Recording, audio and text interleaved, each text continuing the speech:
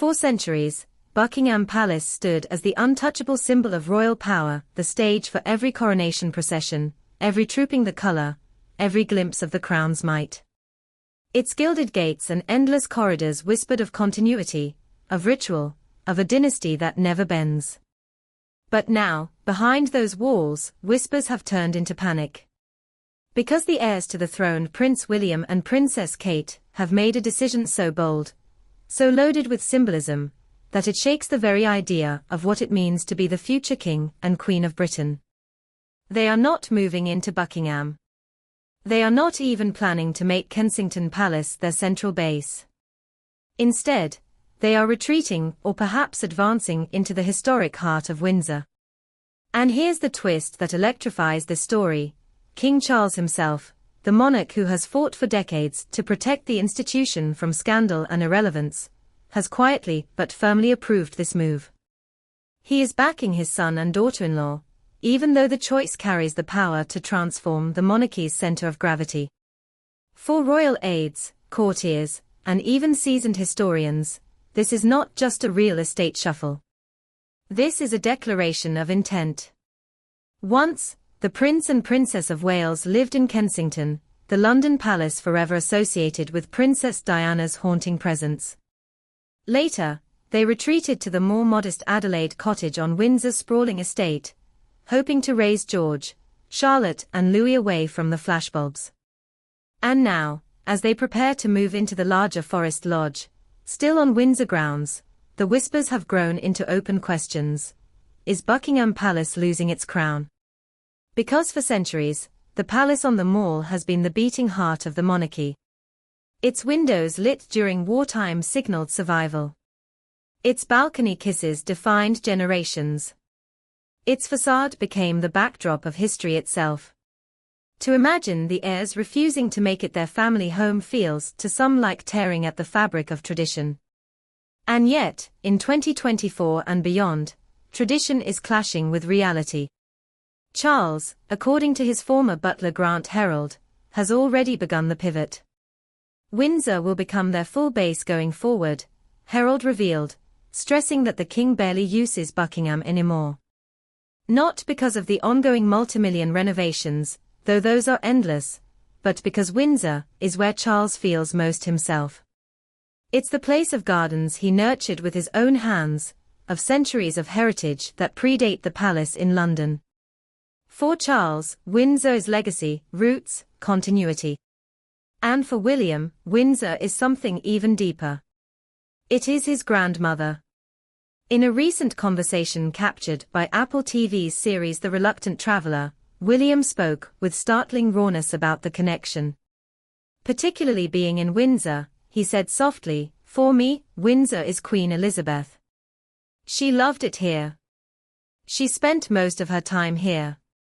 Those words are not simply nostalgia. They are a manifesto.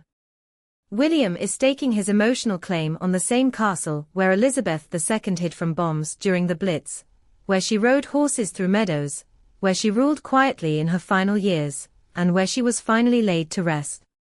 Every brick of Windsor, for William, is haunted by her presence. To raise his children there is to raise them under her invisible gaze. And Kate, the Princess of Wales, has echoed this desire for normalcy. School runs in Windsor, sports in Windsor, weekends where the family can be almost ordinary. Almost. Yet, not everyone inside the palace walls is convinced. Courtiers whisper of a dangerous message. If the heirs abandon Buckingham, what happens to the palace's symbolic grip on the nation? For millions, the monarchy is Buckingham Palace. Tourists don't fly to Britain to glimpse Windsor's private lawns. They come to stand outside the Queen's London fortress. Diplomats don't dream of meetings in Forest Lodge. They dream of state. Dinners under Buckingham chandeliers. And yet the heirs are walking away. The truth is more complicated. The king and his heir are not tearing down tradition, not yet. Instead, they are dividing it.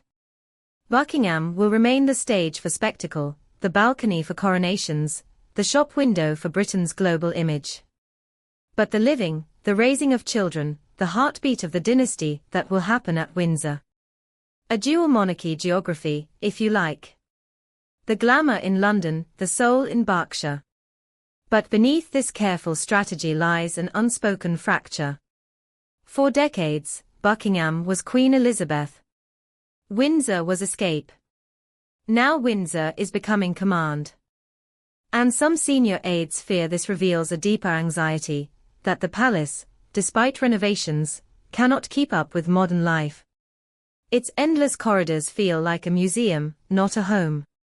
Its gilded ceilings symbolize distance, not connection. Windsor, by contrast, is history without suffocation, a castle that breathes with family life. There is also the symbolism of rejection. Every generation of monarchs since Victoria has bent to Buckingham's rules. William and Kate are the first to gently but firmly bend Buckingham to theirs. This is generational power. And Charles, though a traditionalist, has embraced it. Why? Perhaps because he sees in Windsor what he has always wanted, a monarchy grounded in heritage, but rooted in nature, family, and continuity.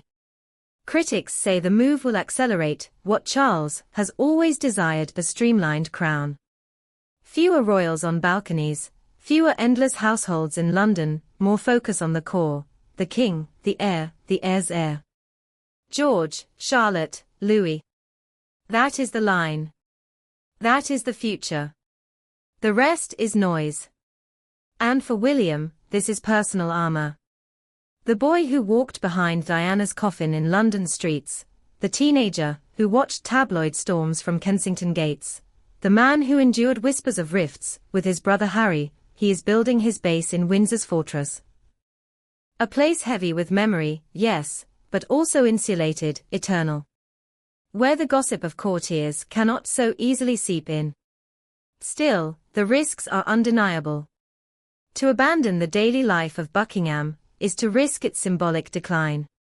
What happens when, in 50 years, foreign leaders land in London and the palace feels like a hollow museum? What happens when the British public, once used to seeing their monarch waving from the Mall, realize their king prefers Windsor Gardens to London avenues? These questions hang like shadows. Yet for now, the narrative is carefully controlled. Official briefings stress unity. Charles approves, William agrees, Kate supports. There is no rift, no rebellion. Only evolution. But anyone who listens closely knows, evolution in monarchy is revolution by another name. So the heirs have spoken, and the king has agreed. Windsor, not Buckingham, will be the beating heart of their lives. A decision soaked in history, memory, strategy, and quiet defiance. And so we are left with an image as powerful as any coronation balcony, a future king, standing not in London's marble halls, but in Windsor's gardens, telling the world that this is where his monarchy lives. For tradition, it is a break. For the dynasty, it is a bet. And for the people, it is a question: will the House of Windsor survive best by leaving Buckingham behind? This is not just about a house. It is about power, memory, and the future of the crown. What do you think, dear viewers?